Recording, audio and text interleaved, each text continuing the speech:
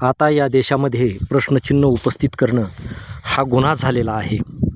काल रोहित पवार यांनी पत्रकार परिषद घेतली आणि त्या परिषदेमध्ये त्यांनी अजितदादा पवार यांच्या घातपाताविषयी अत्यंत संदिग्ध, अत्यंत विस्मयकारी अशी माहिती दिली आणि ती माहिती आल्यानंतर त्या माहितीच्या आधारे, त्या संशयाच्या आधारे जे काही तपासाला गती मिळायला पाहिजे किंवा जे काही सरकारकडून तत्परता दाखवायला हवी होती, त्यानुसार माहिती जगजाहीर करायला हवी होती, तसं न होता अगदी सरकारच्या वतीनं भाजप प्रणित आमदार आणि खासदार आणि त्यांचे समर्थक यांनी एकच हल्लाबोल केला. ही अत्यंत खेदाची बाब आहे.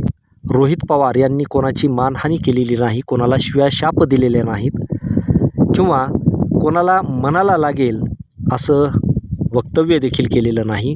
त्यांनी आपल्या काकांच्या अपघाताविषयी, घातपाताविषयी जी काही सत्य माहिती समोर येणं आवश्यक आहे, त्या माहितीसाठी त्यांनी जे काही लोकमनामध्ये, महाराष्ट्रामध्ये संशय व्यक्त केलेले जात आहेत, त्या संशयाच्या आधारे, त्या तर्कवितर्काच्या आधारे आणि एकूण अपघाताच्या ठिकाणी, अपघाताच्या वेळी जे काही माहिती आणि जे काही दृश्य लोकांनी पाहिले आणि त्याचबरोबर त्यामागे दडलेली VSR कंपनी यांच्याविषयीची जी अपराधीपणाची, गुन्हेगारी प्रवृत्तीची माहिती आहे ती जगजाहीर केली.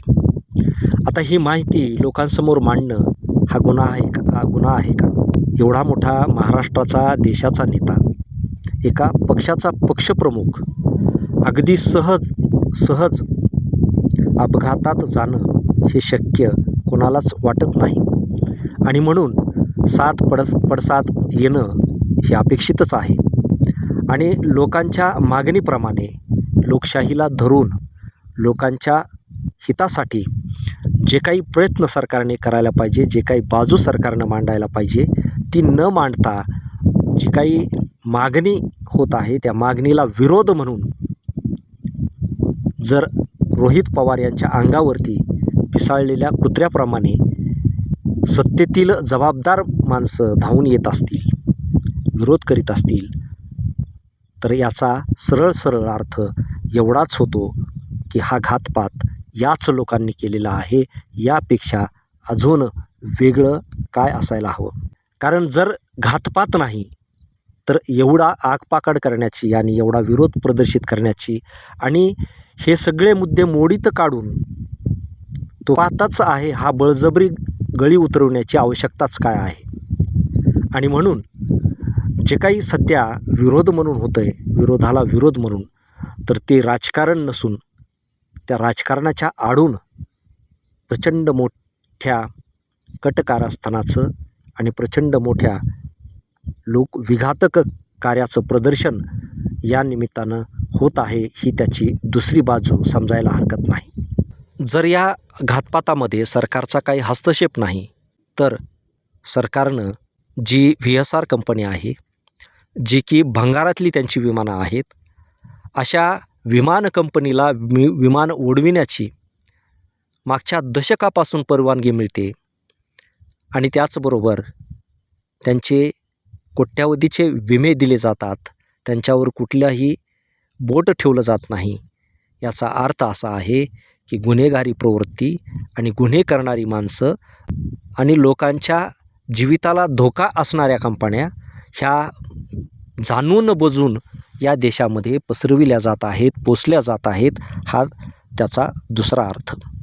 आणि सगळ्यात महत्त्वाचं की VSR कंपनीच्या अपघातग्रस्त विमानाचा ब्लॅक बॉक्स सुरक्षित आहे या बातम्या अपघात झाल्यानंतर आल्या, परंतु जेव्हा संशय आणि लोकांनी याच्यावरती आक्षेप घ्यायला सुरुवात केली, अपघाताविषयी विचारणा करायला सरकारकडे सुरुवात केली, तपासासाठी दबाव वाढत गेला, त्यानंतर 20 दिवसांनी माहिती अशी समोर येते की ब्लॅक बॉक्सचा काही भाग उष्णतेमुळे, अतिवेळ जळाल्यामुळे खराब झालेला आहे. त्यातील माहिती संपुष्टात आलेली आहे. परंतु त्यामध्येही किती हुशार बुद्धीने माहिती दिली जाते पहा. त्या ब्लॅक बॉक्समधील विमानाविषयी तांत्रिक माहिती असलेली माहिती सुरक्षित आहे, मात्र विमानामध्ये पायलट आणि विमानामधील अजितदादा पवार असतील, सहपायलट असतील आणि इतर माणसं असतील यांच्यामध्ये जे काही संवाद आहे तो संवाद मात्र खराब झालेला आहे, तो परत मिळविणं शक्य नाही. अशी माहिती देणं म्हणजे तपासाची सर्व पुरावे संपवून टाकणं हे देखील यातून स्पष्ट होतं. बरं ठीक आहे की ब्लॅक बॉक्स जळाल्या अतिउष्णतेमुळं खराब झाला, परंतु ब्लॅक बॉक्सपेक्षाही अत्यंत संवेदनशील, अत्यंत उष्णतेमध्ये आणि थोड्याशा उष्णतेमध्ये जळून खाक होणाऱ्या कागदाचे तुकडे ते मात्र सुरक्षित राहतात. याचा अर्थ काय? आणि म्हणून एकंदर रोहित पवार यांनी जी काही VSR कंपनी असेल, VSR कंपनीचं मागचं 1 महिन्यातील रेकॉर्ड असेल आणि त्या ठिकाणी महाराष्ट्रातील जी काही फितुरांचे महामेरू जे की शिवकाळापासून अशी गद्दार या महाराष्ट्रामध्ये उपजत आलेले आहेत, अशा लोकांचाही सहभाग असल्याचा, त्यांचे फोन कॉलचा तपासण्याची जी काही मागणी केली ती काही गैर नाही. कारण जो चोर नाही त्याला भीती असण्याचं कारण नाही. आणि म्हणून जर हे एवढ्या धुतल्या तांदळाचं सरकार असेल तर त्यांनी आकपाकड करण्याची गरज नाही.